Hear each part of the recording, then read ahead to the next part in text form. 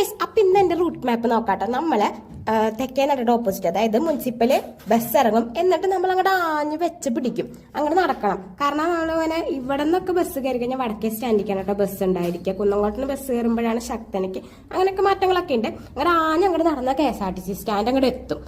ഒരു 10 മിനിറ്റ് കാഞ്ഞ് നടന്നാൽ മതിയിട്ട്. അപ്പൊ ആ മുന്നിലേക്ക് വന്ന ബസ്സില്ലേ, അതിലാട്ടോ നമ്മൾ പോണത്. അപ്പൊ ചേർത്തല അല്ലെങ്കിൽ ആലപ്പുഴ ബസ് ഉണ്ട്. ഇവിടെ റോഡ് പണിയായ കാരണം കുറച്ച് ബ്ലോക്കും കാര്യങ്ങളൊക്കെ ഉണ്ട്.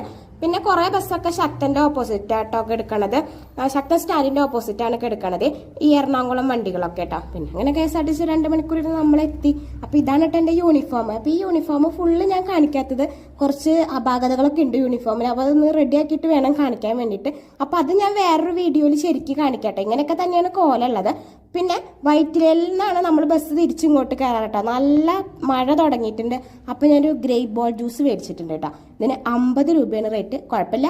അപ്പൊ അത്രേ ഉള്ളൂ.